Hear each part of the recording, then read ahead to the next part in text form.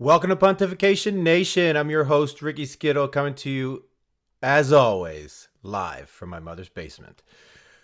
We're going to continue talking about the shutdown and Trump owning the libs and destroying them all along the way with facts and data and winning over the American people. Now, if you're wondering what I'm talking about, you can come right here to the landing page and kind of look at these videos right here. And these are the ones that we're discussing. I'm putting them up in segments so that they're relatively easily digestible for you. This is tedious work, and I know it's tedious viewing, but I promise we're going somewhere big, and it's going to be huge, and we're getting there soon. So stick around, pay attention. This is all very important, and trust me, I would not be doing this if it weren't. So here's where we left off. Border is eventually going to be militarized and defended, from Patrick Buchanan. This is Trump basically still laying out facts and data to the American people about what is truly going on here and why there is obstruction, because he is an existential threat to the world. All right, so we're starting here. Democrats are saying that DACA is not worth it and don't want to include in talks. Many Hispanics will be coming over to the Republican side. Watch. Now here again, early morning tweet, probably coming right out after a, talking points media articles. And Trump wants to explain to the people that DACA and the DACA population are simply pawns in the Democrat game. They will be sacrificed. They will be used, abused. They essentially, to the Democrats, are meaningless unless they're trying to get something else that they want, and they're using them. Now, this is very important because this happens on January 13th, and this is where we really start getting into Trump, quote unquote, predicting the future. But really, he knew it all along. He knew everything all along.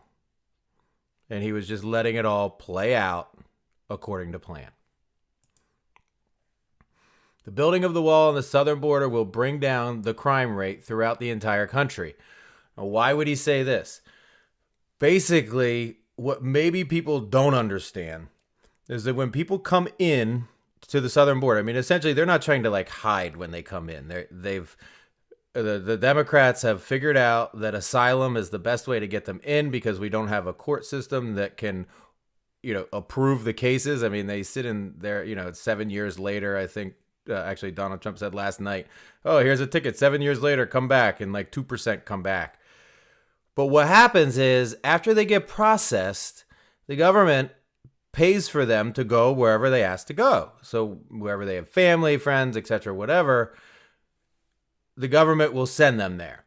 So why do we have MS-13 in Long Island when they come from Guatemala or El Salvador? Because the government sends them there because they asked to be sent there when they arrive in this country. And we pay for them to get buses, plane tickets, wherever. So building a wall on the southern border will bring down crime rates throughout the entire country. And if you go to places like Hanover, Pennsylvania, where in the year 2000, 98% of the people spoke English as their first language at home. And in the year 2016, that went to 46%. So now more than half of the population of Hanover, Pennsylvania now speaks Spanish at home. Those types of things, that's happening all throughout the country in different towns and pockets and hamlets. It's not happening in any place where, a liberal elite live, but it is happening where most of us Americans live and reside. Thousands of illegal aliens who have committed sexual crimes against children are right now in Texas prisons. Most came through our southern border. We can end this easily. We need a steel barrier or wall. Walls work. John Jones, Texas Department of Public Safety. Now, this phrase right here, crimes against children, where do you remember crimes against children from? I'll give you a second to think. Oh, that's right. That is what was written in the notes of the person who took the call from the New York field office when they found Anthony Weiner's laptop and everything that was on it. Clinton Foundation, crimes against children. This is Trump saying these people are trafficking in children across our border for human trafficking and sexual slavery purposes. It's disgusting. It's sick. Where is the demand for that in this country? Obviously, if there's a supply, there's a demand. Who are these people? Who are these people that want to commit sexual crimes against children? That's the question. And we need to eradicate them and their ideology and philosophy and belief system from this planet. Next, fake news gets crazier and more dishonest every single day. Amazing to watch as certain people covering me and the tremendous success of this administration have truly gone mad. Their fake reporting creates anger and disunity. Take 2 weeks off and come back rested. Chill. Now, if you look here, it's the 14th, taking 2 weeks off. Again, 5:44 a.m., right after the liberal talking points come out. He's talking about taking a couple weeks off and come back rested because his whole State of the Union is about unity, not disunity. It's about coming together. So he said, take a couple weeks off, come back for the State of the Union, and listen to me talk about unity, right? So he's already kind of projecting this and telling people about the State of the Union because he's been writing it the whole time. I haven't covered every single tweet, obviously, in this, but there's a lot that he's been saying about the economy and jobs the whole month. He talked about the jobs report from December that came out at the beginning of the month. That was 314,000, and continues to talk about women in the workforce, wage growth, etc. All this stuff that he keeps continually driving home through Twitter to the American people that all has to do with, essentially what the mainstream media won't cover, the successes of the administration. Just announced that veterans' unemployment has reached an 18-year low. Really good news for our vets and their families. Will soon be at an all-time low. Do you think the media will report on this and all of the other great economic news? No, of course they won't. We don't think they will. Again, 4:16 a.m. coming out right after liberal talking points. A big new caravan is heading up to our southern border from Honduras. Tell Nancy and Chuck that a drone flying around will not stop them. Only a wall will work. Only a wall or steel barrier will keep our country safe. Stop playing political games and end the shutdown.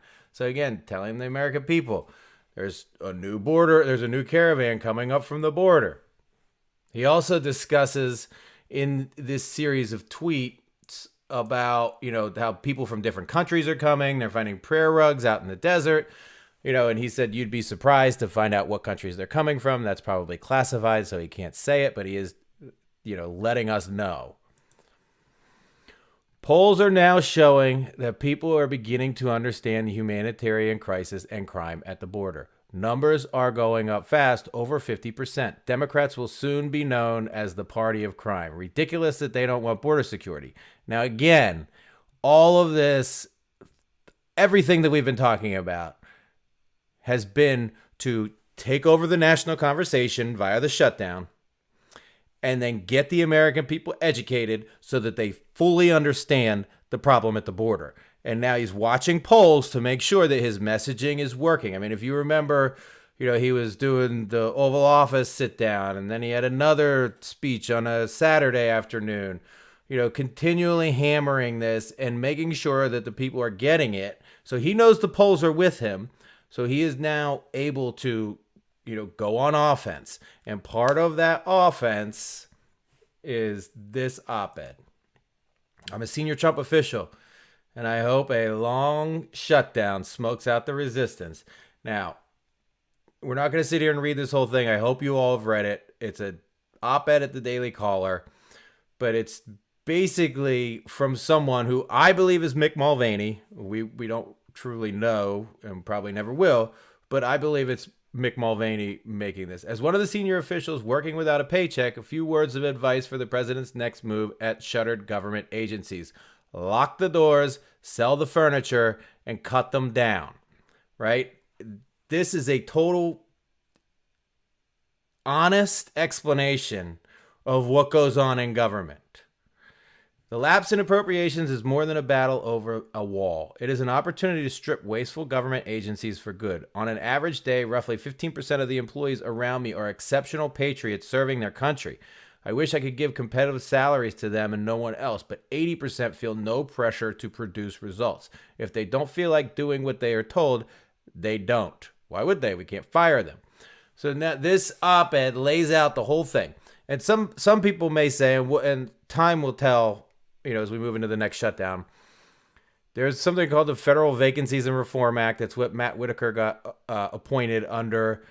And essentially it allows you to eliminate positions at the federal level if they remain vacant for 30 days or longer. It also gives the president flexibility on appointments and things like that need Senate confirmation. So you have to have 30 days notice in order to eliminate someone's position through the Federal Vacancies and Reform Act. So the first 30 days of the shutdown is not enough time to eliminate positions in the act.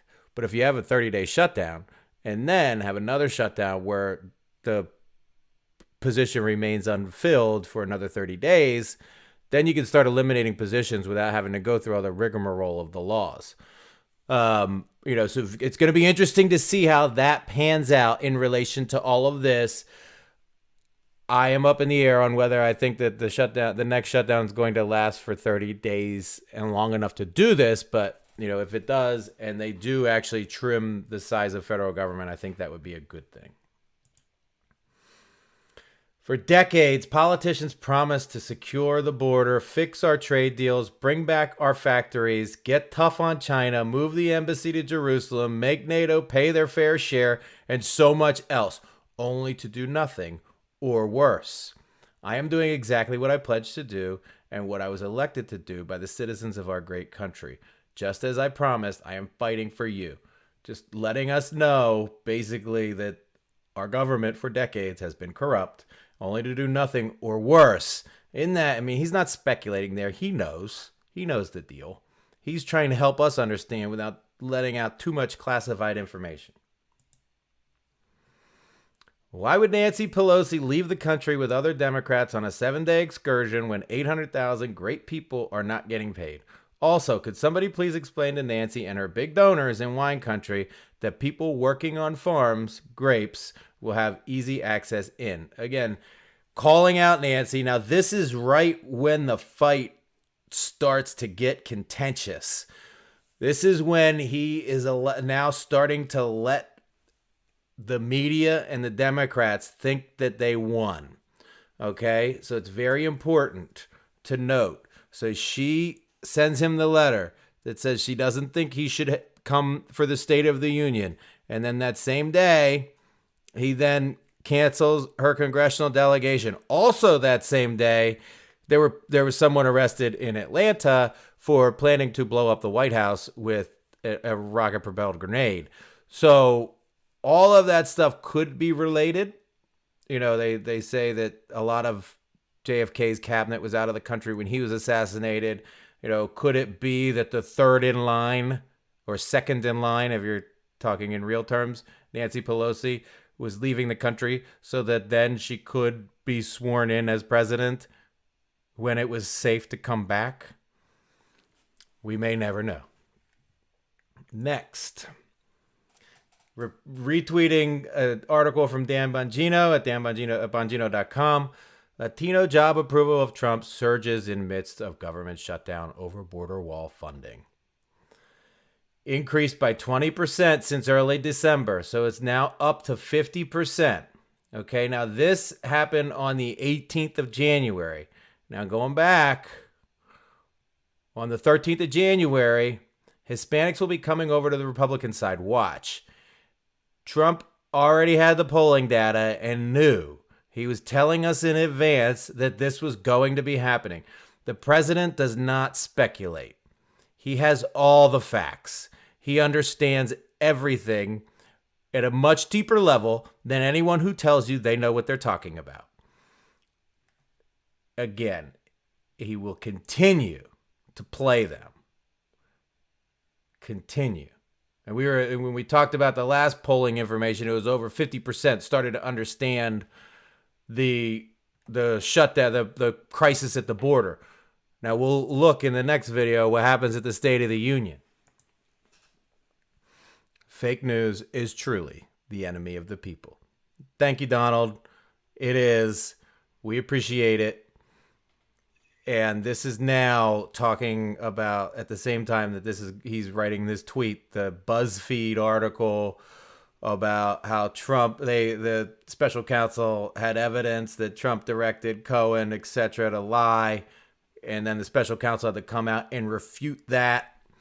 Trump is now saying, listen, this is what I'm talking about. I'm not talking about the media. I'm talking about fake news is the enemy of the people, because the people who peddle the fake news are your enemy. They don't have your best interest at heart. Fake news is the enemy of the people. It's not the media, like he says. It's the fake news media, the people who peddle this garbage, ridiculous dirt. Now, thank you all again for watching. Now we're going to bring this all together. All the time you've invested in watching these videos is all coming together in the next video, and we're going to show exactly how Donald Trump planned the entire thing, including the delay of the State of the Union, to get his point across. For Pontification Nation, this is Ricky Skittle, and I'm out.